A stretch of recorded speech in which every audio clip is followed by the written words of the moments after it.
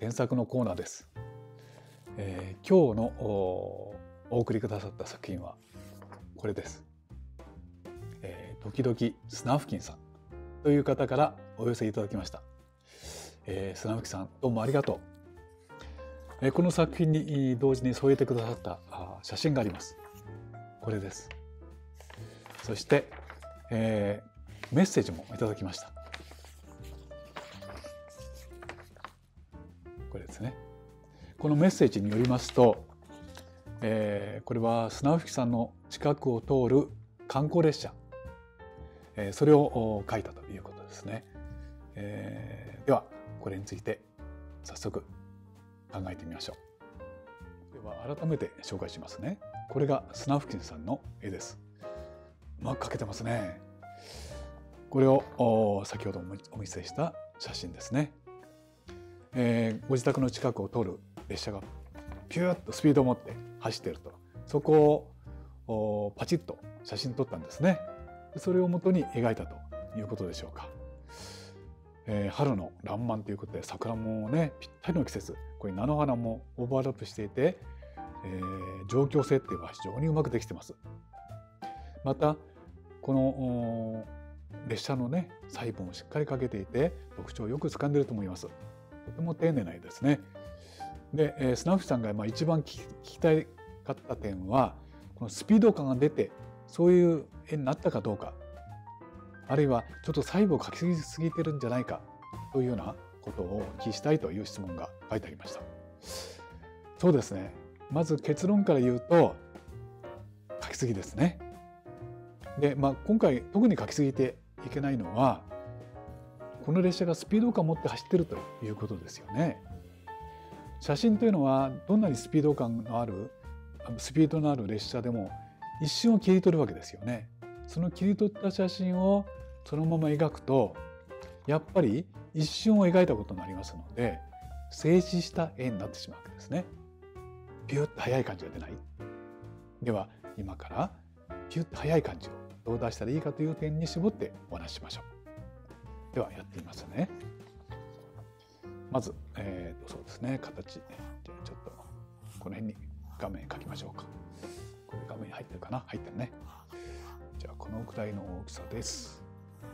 それで、スナフキンさんのそうですね、この線延技法っていうんですね。遠くに行って細くなるというこういう描き方はね大変うまくいってますよね。この辺に列車をこう描かれてこんな感じに描いたんだ。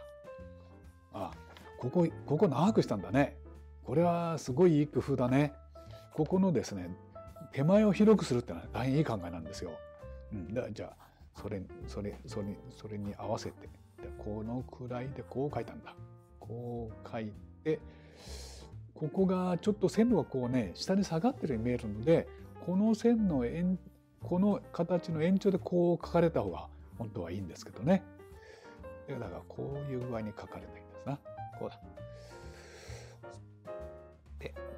でここに桜がこうなるんだよね。これはもう状況としてぴったりです。でもここに土手があって、土手がこう迫ってたね。で桜がこういっぱい咲いてると。こちらにも土手があって、そして菜の花がここにオーバーラップしてるとこういうわけですね。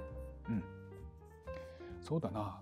ここの列車の細部はね大変うまいのでどうでしょう。僕は少し省いて描きましょうか。このとこですね。これはスナフキンさんが大変うまいので、こんな感じですね。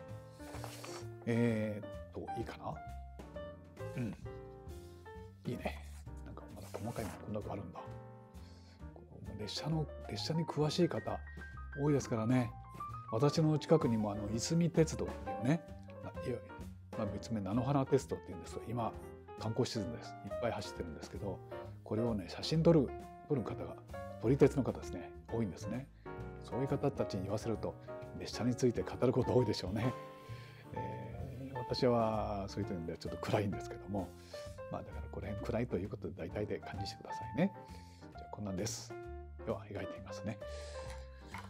そうだな。とにかく列車がピューッと走ってるって感じだよね。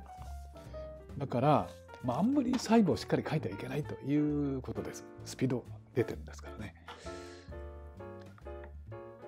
で、まずそうだな、まずじゃあ桜ね、桜大変基本的にうまく描けてます。色もいいですね。色、そうだ、これは前お話したような感じなんですけども、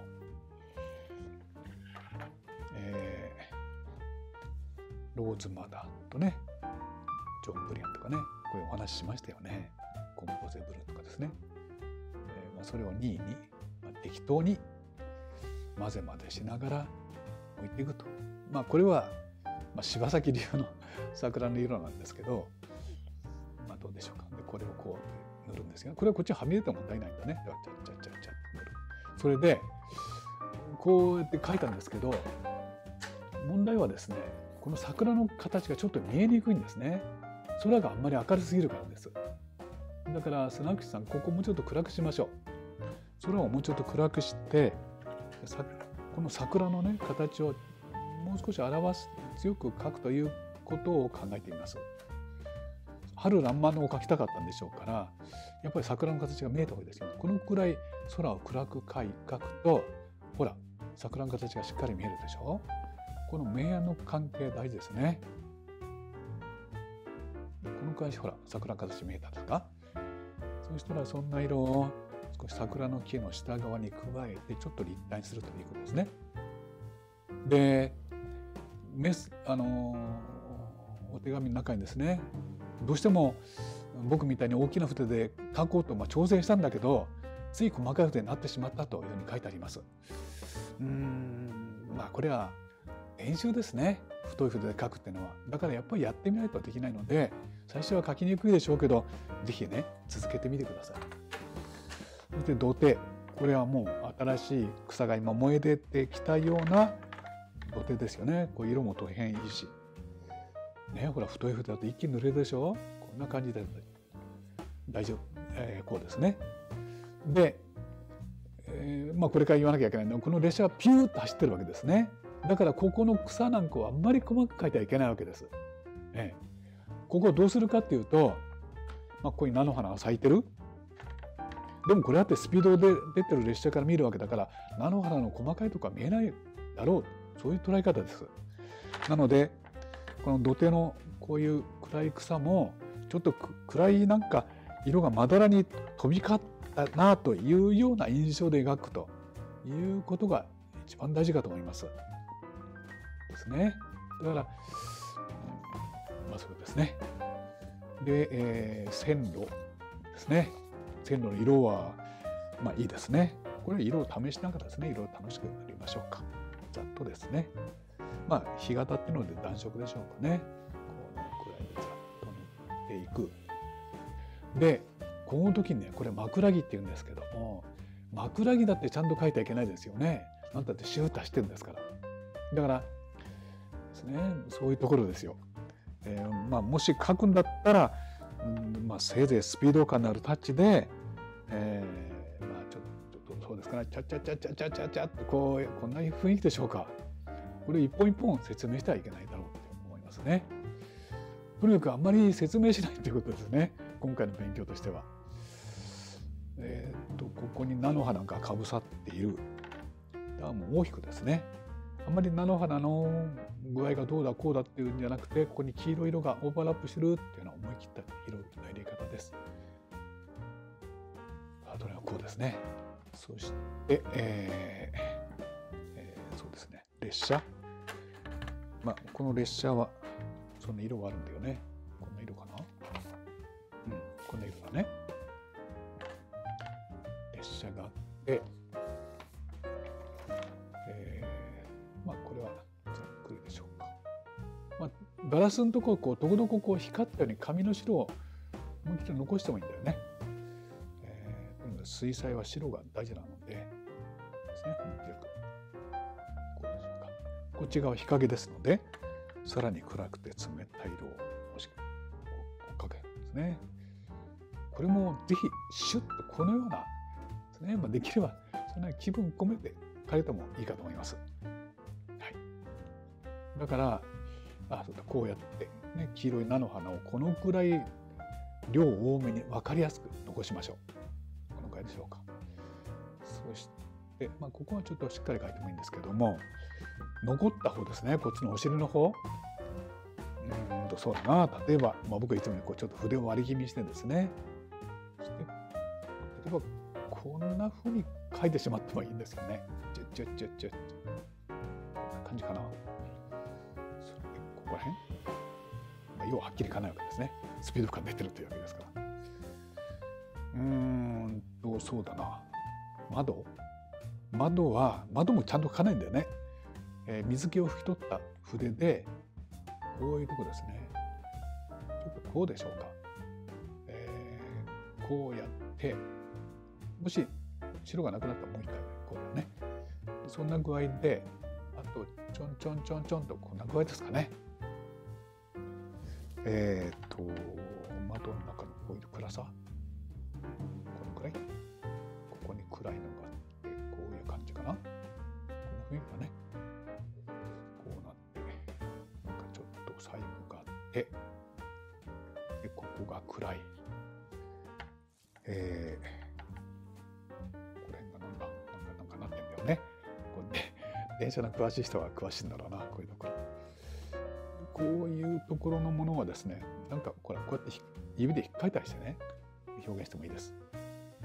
とにかくあんまり厳密にいかないということですね。これを言いたいわけですが、こんな感じ。それで、とにかくここも細かく書いたらダメですね。砂利を書いたりとか枕木を詳しく書いたらダメですね。鉄道の線路はここだからこの延長だね。スナックさんはちょっとこれはこうなってるんだよね。それをここからまっすぐにこうですか。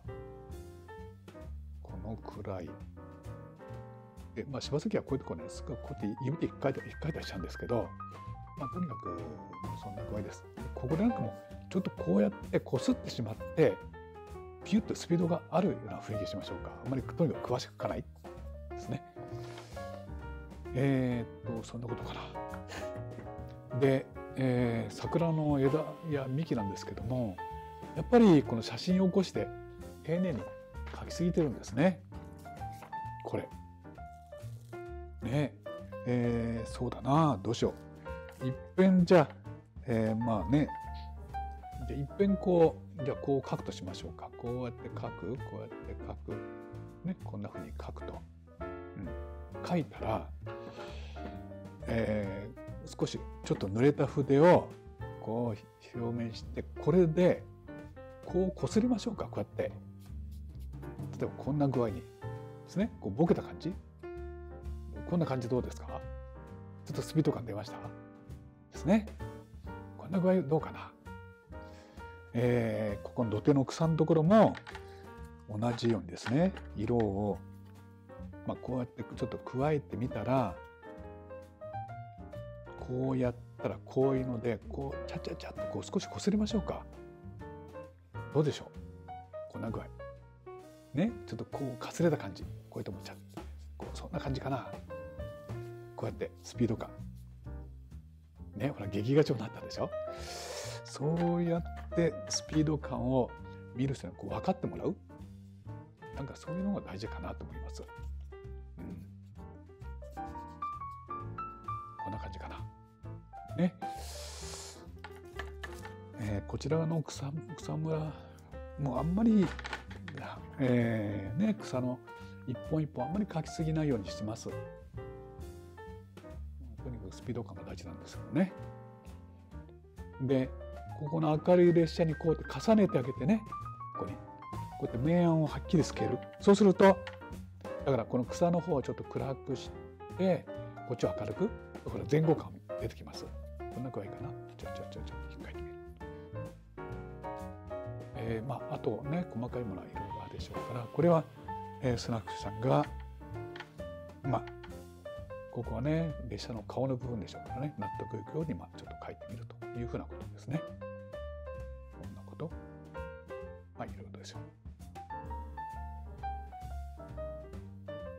ちょっと一回乾かしますね。はい、ではこう乾かしてね、少しだけ、この列車の顔に当たる部分ですね、こういうところをちょっと書き起こしてみましょう。でもこれもスピード感ある列車ということだから、あまり写真起こしのようにしてしまってもいけないだと思います。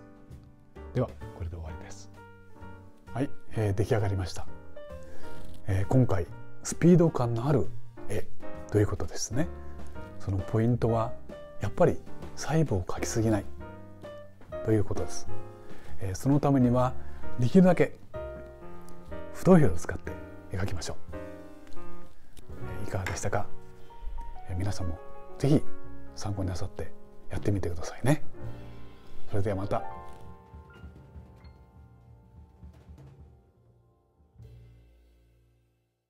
このコーナーでは皆さんの作品を募集しています。水彩で描いた風景画をこの動画の紹介欄に応募先を記載しておきますので、ぜひお送りくださいね。皆さんの作品をお待ちしています。